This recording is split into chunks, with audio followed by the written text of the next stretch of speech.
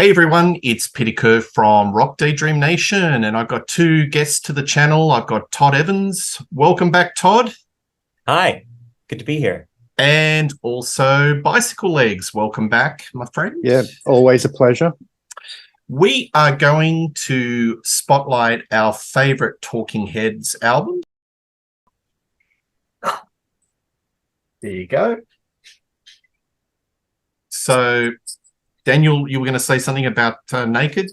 Yeah, well, this is actually my son's favorite Talking Heads album. My favorite Talking Heads album is the same as yours, Peter, which is Fear of Music. So rather than talking about the same album twice, I thought I'd talk about Naked because it is a top three Talking Heads album for me too. And it's one that I really don't think gets talked about nearly enough in the catalogue. Great. What we're going to do is we're going to spotlight songs from each of the albums and go round robin one at a time. So maybe I'll go to you, Todd. What's the first song that you're going to spotlight of the Talking Heads album? Okay, so we're not going to necessarily talk about every song on the album. Is that right? No. Okay. All right.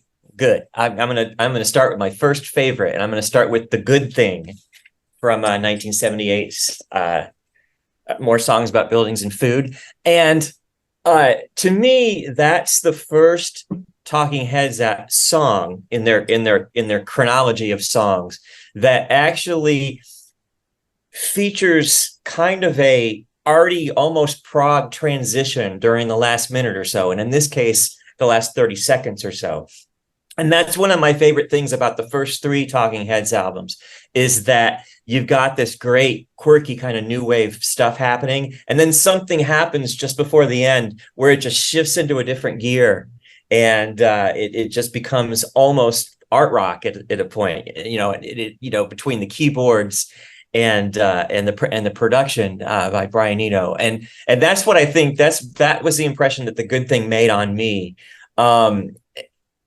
Really great keyboard texture, spectacular bass playing during this song. The background vocals, Tina and the Typing Pool, which I assume is Tina Weymouth. And then I looked it up, and on Discogs, I found an actual artist page for Tina and the Typing Pool, which is actually just The Good Thing. It's the only thing that's that's listed, and it apparently was Tina Weymouth and the entire Compass Point Studio secretarial personnel. And I just love the background vocals on this song. I absolutely love them. That's so quirky. Yeah. That's great. But the last 30 seconds of this song just turns into this crazy, almost symphonic thing happening, and it's just the energy builds, and it's just great. Absolutely. And, it's the first of a couple of songs on this album that does that. Lovely. And when you come on my show, I always throw a curveball. What's so special to that album to you personally? I think that it is the production. What's the word I'm looking for? The process of how it's produced. In that I think it's Brian Eno really getting creative and finding his sound as well as Talking Heads finding theirs. If you compare it to 77, when I was in high school, my first experience with Talking Heads is a friend of mine had 77, and he had More Songs About Buildings and Food, and he put them on a cassette for me, and he didn't label it, and I didn't know which one was which. And so I just played. I found myself just playing it over and over. And I think I may have mentioned this when we talked about Stop Making Sense. And if you listen to those two albums, they're very similar in their approach, but the 77 sounds more organic, and More Songs About Buildings and Food steps it up a notch with the synthesizers and that guitar playing, incredibly inventive guitar playing. And you don't really know whether it's David Byrne or Brian Eno playing. I'm sure somebody knows that, but I certainly couldn't figure it out. But I feel like the production, it's my favorite production, and I think of theirs. And I think that the one that comes after it, Fear of Music, is similar to it. Yeah. And then by the time you get to Remain in Light, everything changes. But absolutely. Oh, nice. All right, Bicyclelegs. What's the song you're going to pick off Naked? Okay, so the first song I'm going to pick off here is probably the most obvious song to pick, which is the first song and the lead single, which is Blind. And I mean, the very first thing about this song that hits you is those horns. You know, it starts off with that great dun dun dun dun dun dun, dun horn riff. And this is really the first time you're hearing a horn section on a Talking Heads album. It's my son's favorite Talking Heads song of all time on his favorite album, Talking Heads album of all time. It's just such a great single. David Byrne does this vocal on it where he's kind of whispering, you know, he's not singing full throated. It's very sort of throttled vocal, and it suits the sort of paranoid lyric to the song. And I also remember the film clip for this song is probably one of the very best Talking Heads film clips that they ever did, with this sort of big monkey wrench that's running for like political office or something like that. And then you get the members of Talking Heads sort of interspersed within that with these really sort of distorted faces. It's a great clip. It's a wonderful song. The lyric is really good. At this stage, David Byrne was sort of really improvising his lyrics in the studio rather than writing them out before recording.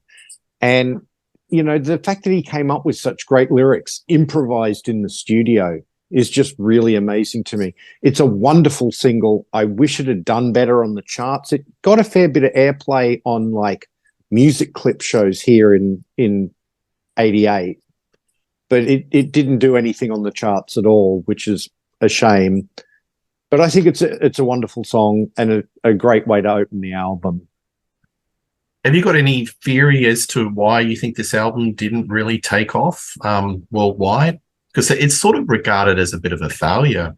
Yeah, it is. And I don't know why, because I think it's a marvelous album. I think it was just such a left turn from... certainly here in Australia, Talking Heads got really, really popular with the Stop Making Sense movie and then the Little Creatures album. And even True Stories, which a lot of people, you know, don't... I mean, it's my least favorite Talking Heads album, but I still think it's a good album. I love the movie, though. The True Stories movie is wonderful. It's so funny. But, you know, they were so big and popular here in Australia, especially with that sort of period from Stop Making Sense through to True Stories. This was such a hard left turn from, you know, True Stories and Little Creatures. I think it just threw everybody for a loop, I think. And that's why, you know, they wanted more of what they were doing, that more sort of straight ahead pop that they were doing on Little Creatures and True Stories. Yeah. Well, unfortunately, I think people don't like change, a lot of them. And that's why the album kind of stiffed. No, nice take. It's interesting, though, about this band is because prior to that, the early part of their career, people loved the change and they embraced it. When Remain in Light came out, I felt like I'd been slapped in the face. I was like, what happened to this little quirky 4-piece? But I was in the minority. Everybody else loved it. So maybe there was just a limit to how much change people were willing to accept by the band. Maybe they just did it too many times. Yeah. Well, I guess a lot of mainstream listeners, it wasn't to their palate, because if you listen to mainstream radio, the quirkiness, the avant-garde, that's not their bag. And when they went into that sort of, you know, soundscape in Naked, it's just a bridge too far. I think I was also working at a record store and I got to watch it fail, and it was very upsetting to me. I think also that it's just like that sort of a left turn was a lot more accepted, say, in 1980 than it was in 1988. You know, the music scene had moved on. It had become a fair bit more homogenized by that stage, I think. It's called accountants running the record industry. The bean counters, those evil, faceless men in suits with their spreadsheets. Saying, anyway, give us more of the same. Yeah. More of the same. Corporate. Anyway. All right. I'm going to go a little bit left field for my favorite track off this. I love Drugs. I don't like drugs, folks, but I love the track Drugs. I think it's just hypnotic. It's adventurous. It's cinematic. It's got that euphoria of being on a trip without being on a trip. And I just think it's just so inventive. It's got all these interesting syncopative rhythms. You've got snippets of guitar, bass, sampled sounds. I was reading an interview with Brian Eno. He was doing a lecture and he was talking about this song. And apparently the original arrangement for this song was very busy. And what he would be doing is he would be removing bits and pieces of instrumentation. For example, if there was a snare drum and it had 4 beats, he'd remove the 3rd beat. So that's why throughout this song, it's got this slightly off-kilter sort of feel about it, but it's really interesting. I kind of relate it to David Bowie, that era, the Berlin era, like the album Heroes Side 2, where it's all instruments. And it's got, I think it's very much a lineage to that.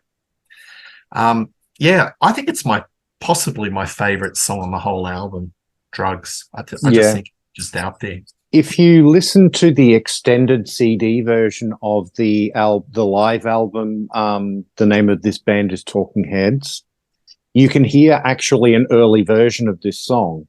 It's called Electricity rather than called Drugs. It was played during the More Songs About Buildings and Food tour, and it is a completely different arrangement.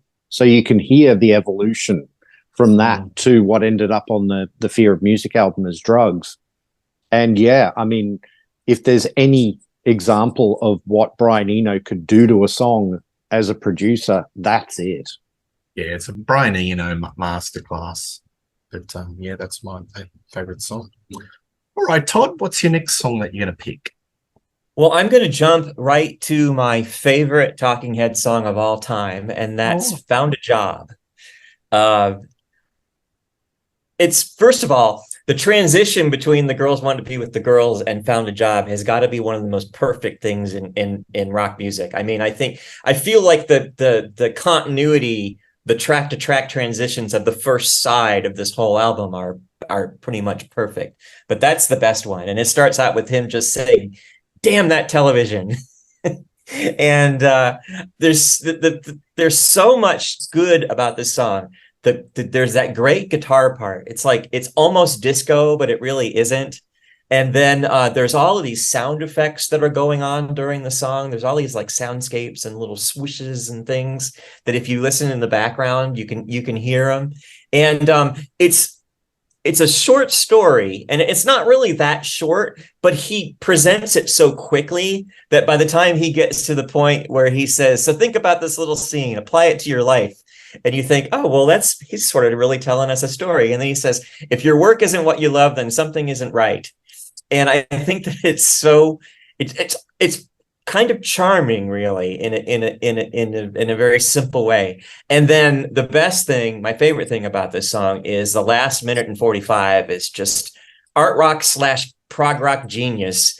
I mean, it's almost symphonic. There's the little section that sounds like the plucking violins, and it's just, again, a lot like The Good Thing. It just changes just before the end of it. It turns into this really spectacular thing. It's always been my favorite Talking Head song, and I think it always will be. I think that song's got a lot of heart, and a lot of what a lot of people sort of forget. I mean, they're categorized art rock, post-punk, whatnot, new wave, but there's a lot of heart to their songs, and that song has a lot of heart. Yeah. It's always reminded me a little bit of Billy Joel's scenes from an Italian restaurant, only it's a much simpler story told much more quickly. Yeah. I'm just thinking, and you're right. I haven't even remembered that song for such a long time. Thank you. I'll have to play that. I have to dust it off. The other thing about Found a Job is, lead guitarists always get all the limelight. But that end section of this song, the rhythm guitar that David Byrne is playing in that, these really strumming furiously, doing this really great rhythm, this sort of chicka chicka chicka chicka chicka chicka chicka chicka, it's just really great, and I especially love that version on in the Stop Making Sense movie. You can see him really going to town on that rhythm guitar part. Yeah, that's one of my favorite rhythm guitar parts of all time. I love it. Yeah. Great pick. Bicyclelegs. What's your next one? Okay, I am going to go with the other single off this album because I think it's such a standout track, which is Nothing But Flowers.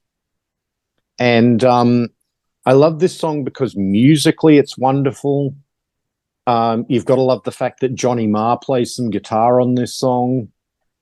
And Kirsty MacColl, I think, does some of the female backing vocals on it. So you've got some wonderful guests on this song. But it's also, and musically, it's bright and it's upbeat and it's got these sort of Latin rhythms to it. And but then the lyric of this song, it's telling an ecological tale, but it's doing it so ironically from the idea of a guy who thinks that going back to nature is just like the worst thing possible in the world. You know, he misses billboards, he misses, Burger King, and he misses, shopping malls and cars driving down the road. And he's bemoaning the fact that now it's all, covered in daisies and, it's a peaceful oasis now. And, and the end line of it is, don't leave me stranded here. I can't get used to this lifestyle. It's a wonderful, ironic lyric. And I know people who probably feel that way. I'm a bit of a concrete jungle kind of guy myself. I like living in the city and that sort of thing. So, I can kind of, but the way he does it is just so sly and humorous. It's one of my favorite David Byrne lyrics of all time, this song. And again, this song should have been huge as far as I'm concerned. You guys feel like there's a disconnect between how people feel about Nothing But Flowers and how people feel about the album Naked? Because it seems like everybody loves Nothing But Flowers. And it almost feels like they liked it like later. You know what I mean? It's like if you ask any Talking Heads fan, they're like, oh, yeah, I love that song. But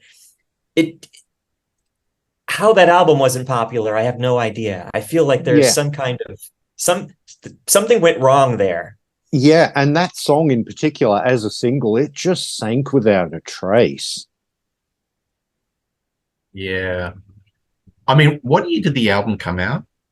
1988. That's a tough year. I mean, it is. Compared to 1984, which I think is around the time that they were at their commercial peak, the music industry had changed, and what was popular in the charts, I'm just sort of visualizing my head. Maybe just Talking Heads just did not fit in. Well, yeah. Mainstream-wise. Although it came out in 87, 88 to me was really the year of Appetite for Destruction. That album was so huge in 88. Air metal, corporate rock, Talking Heads of 84, and even 1980 is just a world away. Yes. Were you in the record store around that era, Todd, 1988? Yeah, that was when I was assistant manager of a store, called Coconuts. And I actually did. I wish I'd have thought to bring it. I have a picture of me standing in front of a Talking Heads Naked display that I made.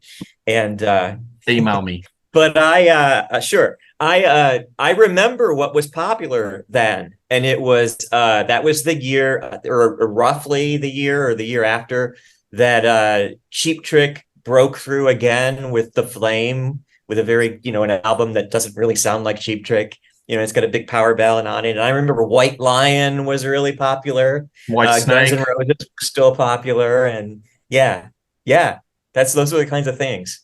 Yeah. It wasn't a particularly good time. There were a couple things that broke through around that time. I mean, that's the same year that Midnight Oil, Diesel and Dust was about that same time. And REM, they started. That was, had a little bit some of a good stuff was happening, but good pick, Daniel. But as I said, it's a bit of a head scratch.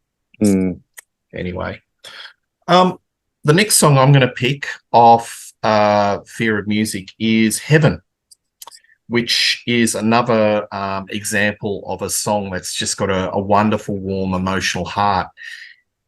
I think it's David Byrne's finest in regards to being that acid wit, that sarcasm, where he's talking about heaven is a place where nothing much ever happens, and he's describing all these different things that he would imagine heaven would be. I think he's kind of questioning the hype and the common idea. I mean, is heaven a human illusion? So he's one of the great thinkers in rock. He asks questions. He probes with irony and barbs. And I think this one is one of those ones that illustrates that. And I think, Todd, in our previous show, which we did on Talking Heads, I sort of highlighted this as being a highlight of that particular movie. It's one of the best things about the movie, I think. Yeah. I agree. But, yeah. But yeah, it's moving, it's melancholy, but yeah, I just love it. Heaven. Yeah. I mean, look, to me, that lyric, it fits in with that sort of early Talking Heads ethos and sort of sensibility of talking about the mundane and the banal. The idea that, you know, heaven is a place where nothing ever happens. But he's not bemoaning that fact. He's kind of celebrating it, you know, because he sings in that song, he sings, what's the lyric? It's hard to imagine that nothing at all could be so exciting, could be this much fun, you know? So he's actually kind of embracing the idea that this nothingness is actually a great thing. Yeah. I was just thinking as a parallel show idea about, isn't the word heaven overused? There's so many songs that are about heaven. Heaven a lot of hair metal songs about heaven.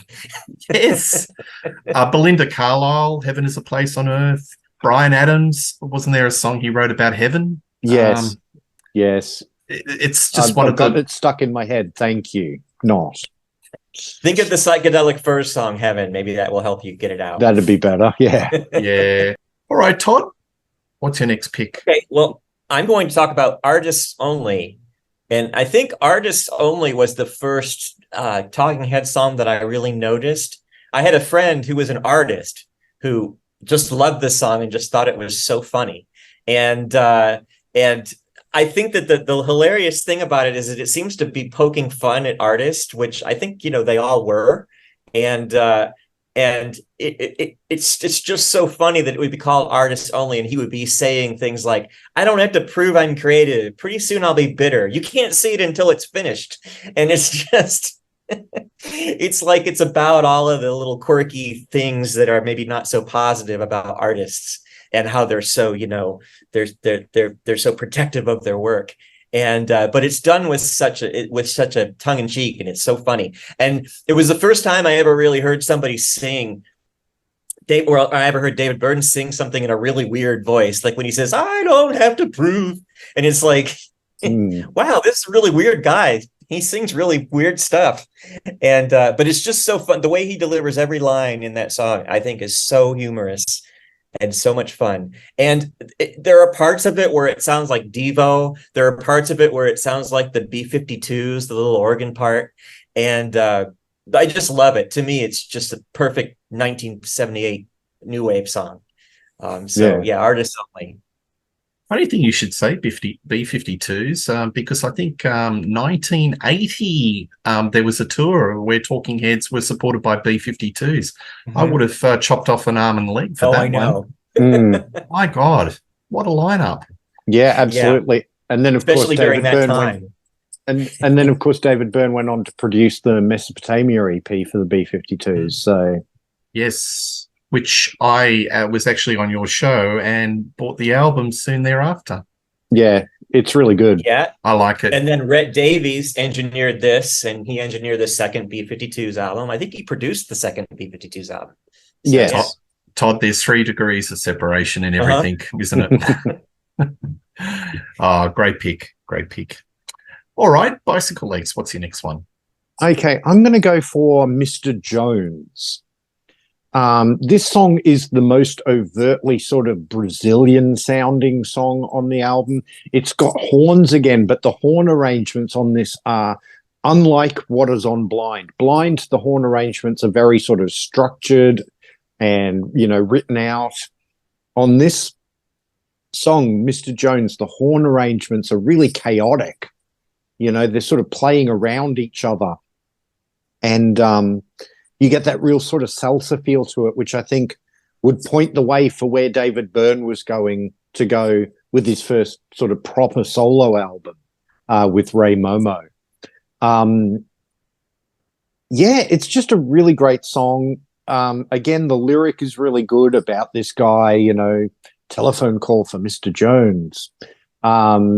It kind of harkens back to early Talking Heads lyrically in talking about these sort of more sort of mundane topics. This Mr. Jones has a pretty ordinary life that they're singing about in the lyric. There's some just beautiful playing on it. Chris France's drumming on this song is just great.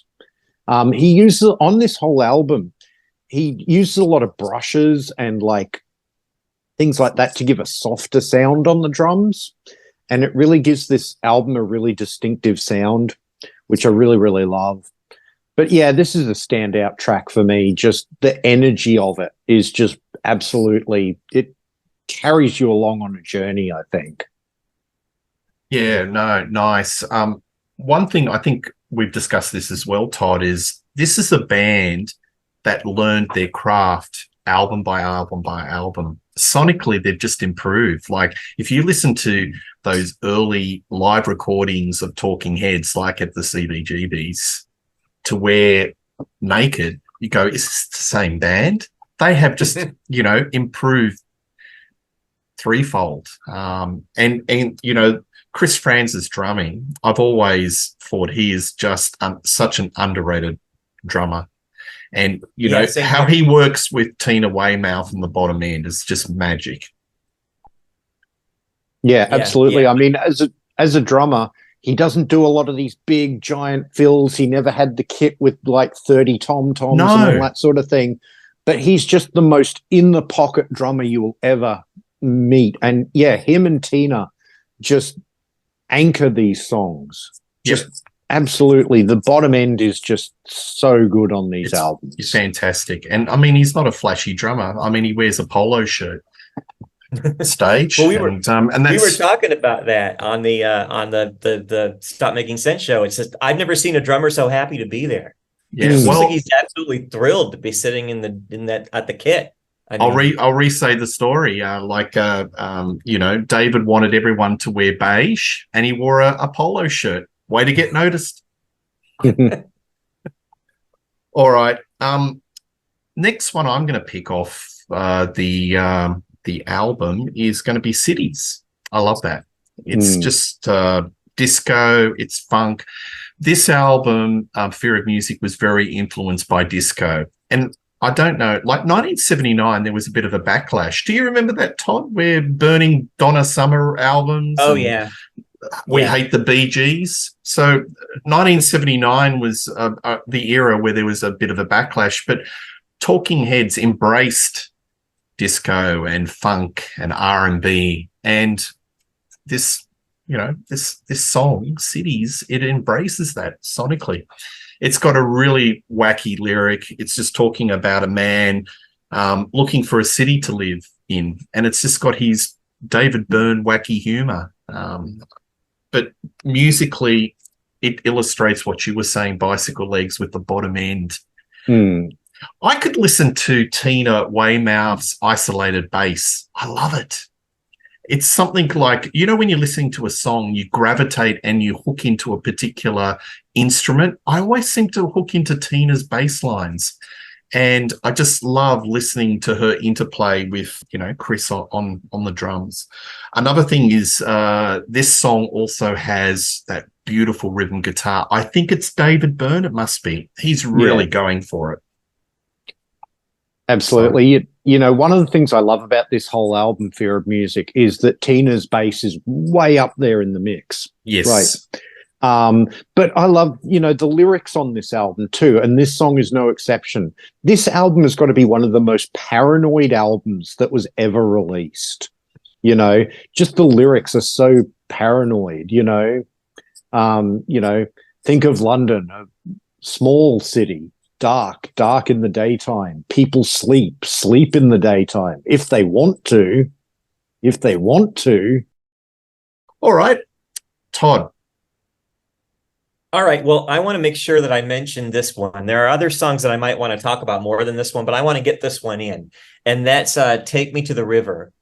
I remember that this was relatively popular. I mean, got a little bit of FM radio play back, when it came out. And as a teen, I mean, when this album came out in 1978, I was in the 9th grade going into the 10th grade. And I thought it was really cool that, a weird band like Talking Heads, at the time, I thought they were a weird band, which was a good thing to me. But I thought it was cool that they did a cover of an Al Green song, an R&B song, a song that was from an artist that I remember hearing when I was a child. And I thought that was really cool. It was something that new wave bands or punk bands didn't do really. And I just thought that was great. And it's very different from the original, but it's still more organic sounding instrumentation wise than anything else on the album. It's the least new wave song on the on More Songs About Buildings with Food. But and I always thought it was very interesting that it's in the same position as Psycho Killer is on 77. And I almost kind of feel like those songs have some things in common. Like they have a similar feel to them, even though Psycho Killer is much faster. I always kind of group those songs together. So it's like, oh, the second to the last song. And it might have something to do with that tape that I had that was, it would always make me think of 77 and Songs About Buildings and Food as having things in common. And so I kind of feel like it sits in the Psycho Killer position. So, I kind of expected it to be good, and it is. But I just think all these years later, I just think it was a brilliant choice to put that cover on there. I think it really came out of left field, and I thought it was surprising and wonderful the way they did it. Yeah, I love that cover version. I think it's superlative. And folks out there, how many tapes did you receive that didn't have any writing on it and you didn't know what the music was? Poor Todd. I don't know why that made such an impression on me, but I can't think of any two albums to present that way better than those two. But it kind of paid off in spades because it kind of formed your sort of sonic overview of the band in a unique way. I've received mixtapes where they've been done in the wrong order. It's been in a reverse order. Try trying to unpeel that. I think there was a church album I received and my mate taped it for me, and it was just in reverse order. And when I actually got the CD, or whatever, I go, oh, it's not in that order. Anyway, Bicyclelegs, have you ever received a mixtape with no writing on it? Not with no writing on it, no. But I do know that although I'd been aware of Talking Heads, I knew them from sort of like the Little Creatures period. What made me fall in love with them was a friend of mine at high school giving me a tape of Fear of Music. So, yeah, I mean, that's sort of my, yeah. Cool. But, look, the next song I'm going to pick off Naked is going to be The Facts of Life. And this song is, completely different from the ones that I've talked about so far because musically it's kind of got this relentless industrial kind of sound to it. It's got these synthesizers and like this thing that sounds like an industrial drill going off sort of every bar. And it's, as I say, it's very mechanical, but it's relentless. And then the lyric is kind of very Devo when you think about it, because it's talking about people, but it's sort of relating them to monkeys, sort of speaking about them in terms of monkeys. But yeah, just sort of talking about, the futility of some of the things we do in everyday life and how meaningful we think they are, but how just part of nature they really are. So it's a completely different kind of track from like the other stuff, especially the stuff on side one of this album. But it's a song I really, really like. And again, it's a David Byrne lyric that really makes you sit up and think, which, you know, I always like to. Yeah, look, it's cerebral rock, and they're definitely a band that just don't fall in the square. And that's what I love about them. No, that's nice take. Life During Wartime, got to talk about that. That was a song based around a Tina Weymouth bass line. They were jamming, and it's a wonderful song. And if I had to sort of pick a song that encapsulates the Talking Heads sound, that's probably it. Maybe it's because I'm over familiar with this song out of the Stop Making Sense movie. But I love the lyrics where it's a point of view of an insurgent who's a bit paranoid. As Daniel said, it's a very paranoid album and has a problem giving up his creature comforts. You lose when you enter into guerrilla warfare. So a bit heavy, but the song bubbles along and it's just got that sort of groove to it. And the musicianship is just, you know, really, they're just firing. Everyone's in the pocket. So Life During Wartime. And again, it's another high point for me for the Stop Making Sense movie. I really love it. Yeah. You know, also, I would say that that song has got to be a contender. If you were making a list of top 10 songs that have just like an outstanding first line, you know, first line of the lyric, you know, heard of a van that is loaded with weapons, packed up and ready to go. I mean, that just makes you want to hear the rest of the song, doesn't it? It's just so intriguing, a first line. Absolutely. All right, Todd, what's your maybe last pick? What's your last song? Before I say my last pick, I want to say how much our discussion about Fear of Music makes me realize how great of a title for that album Fear of Music is. It never really hit me how perfect that is. Well, the last song that I want to talk about on More Songs About Buildings and Food is Stay Hungry. And Stay Hungry has that similar thing that I've talked about with in a couple of the other songs where it's got, first of all, it's got a fantastic drum sound. The engineering, the way the snare drum sounds is just great. It's got some really proggy synth during the chorus. It almost sounds like one of the Rick Wakeman sounds that he uses on Tormato. You know, it's a very 1978 kind of polymoog kind of a sound. And I think for that reason, it's kind of maybe one of the proggiest Talking Head songs if there is such a thing. But then it switches at the end and it goes into this really dreamy sounding thing where he says, "Here's that rhythm again." And it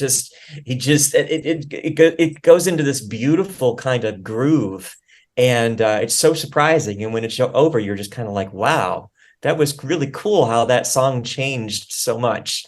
And so I think that's a good way for me to end on this album. Is one of the things I love about it is it has so many songs that do what you don't expect them to, and there's a wonderful reward at the end, and that's one of my favorites. Stay Hungry. That sums up Talking Heads. They're very, I mean, you listen to the start of the song and it just goes in a direction that you don't expect it to Always be. A surprise. And that's why it makes them so special. Nice. Bicyclelegs, what's your last pick? Okay, for my last pick, I'm going to rather appropriately, I think, go for the last track on the album, which is Cool Water, because I think it's just a wonderful way to close off what has been musically such an adventurous album. You end up with, you finish with this song that starts off very quietly and very sort of ominously. It's got, you know, it's got oboe on it, and I love oboe. It's just, and then it's one of those songs that starts quietly and it builds and it builds and it builds, and it, as it's building musically, it feels like it's getting more tense, and the lyric sounds like it's getting more tense, and then it just kind of comes to a full end. You know, it doesn't fade out I always love albums where the last song comes to a full stop rather than fading out. Because it feels like sort of the full stop at the end of a paragraph. But it's it's just a wonderful way to end a wonderful album, I think. So yeah. I don't know. I like outros. What about you, Todd? I like turning up the volume and just seeing how. I think it depends. I like full stop endings just as much as I like fade outs. I think it depends on what's called for. Sometimes it can shock you. You go, I don't think aside. Yeah. Ben Sitter. All right. I'm going to go Izimbra. I'm going in reverse order. I think this is a fantastic opener to this album. It's world music, and it's sort of, you can see this is where the thread of David Byrne's ongoing love with world music, which sort of prevailed over his solo career. It's an African-influenced disco track. There's all these different interesting sonically little bits to this song. There's African polyrhythms, which are, explanation of polyrhythms. You got all these layers of simple rhythms, layered upon layered upon layered. It's just so rich. And you've got Robert Fripp on guitar, yes. I believe. Yep. We haven't mentioned Robert Fripp. He is all through this album, and you can just hear his guitar tone, and it certainly adds to the exuberance of this opening track. It's a really exuberant, sort of bubbly, opener. But when you listen to it in the context of the rest of the album, it's a bit of an outrider. It's kind of different to the rest of the album. So I've been reading a lot of sort of comments that a lot of people say, well, if you lost the first track, the album would be stronger. I disagree. I like it, and I love the track listing of this album. I think it's really fine. So, Izimbra, that's my final pick. Well, building on that, I just kind of want to say that about Fear of Music. For a whole big chunk of my life, I thought Fear of Music was my favorite Talking Heads album, and I've only recently sort of gone back into thinking that this was. But I think that Fear of Music is really the last gasp of the four-piece Talking Heads. And in that, the way that I agree with you that I think that it's better with Izimbra on there, because it gives you a peek at what's about to happen. But but I lamented the loss of the four-piece. I always think of David, Jerry, Tina, and Chris kind of like I think John, Paul, George, and Ringo, Mike, Mickey, Peter, and Davey, Michael, Peter, Mike, and Bill of REM. Whenever there's a four-piece band, I always think of them as first names. And so when they expanded into this huge ensemble, of course it was awesome, and of course I loved it. But I had a little bit of regret that they weren't just the four of them. Yeah. So I always felt like Fear of Music is really kind of the end of that. They go back to it, but when they go back to it, it's not quite the same. I kind of see it as like the Beatles when they got really deep in with George Martin, and they sonically experimented where the seeds were sown on. You could even go back to Rubber Soul, but Revolver, and then Sgt. Pepper was the real, let's put on a show. And with George Martin and all the studio trickery. What about you, Bicyclelegs? Do you prefer the stripped back four-piece, or you just like it all, or you just see it as a journey? I just love it all. I mean, there's no such thing as a bad Talking Heads album as far as I'm concerned. Nope. Even True Stories, which is my least favorite, is still a good album. My only problem with that album is that it doesn't really sound like it wasn't meant to be a Talking Heads album in the first place. It was meant to be a soundtrack.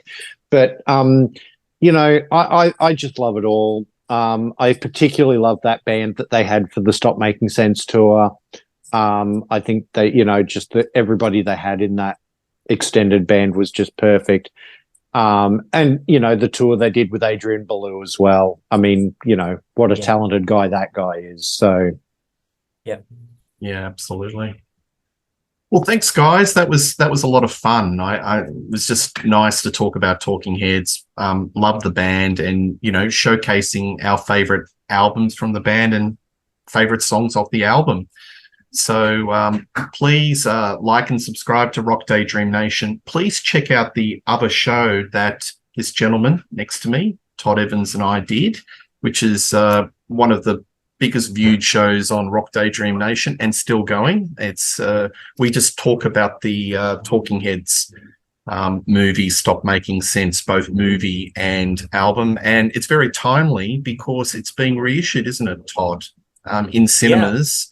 And the remastered album with a couple of additional tracks, I think, came out about 2 weeks ago. So, and apparently, I haven't purchased it yet, but I plan to. And it's funny because in preparation for this show, I listened to the original CD of it, which seems so short compared to the movie. Yeah, and the band will be back in human form at the premiere, so I think that's first time since I'm really looking forward to that, the Rock and Roll Hall of Fame induction. And look, folks, they're still alive, there's still hope. Anyway, please check out Todd. He's on 1 million channels on YouTube. Please check out Bicyclelegs on the YouTube channel. He's got a stack of wonderful shows. For one thing's for certain, the three of us will do a show in the foreseeable future. See you later. Bye.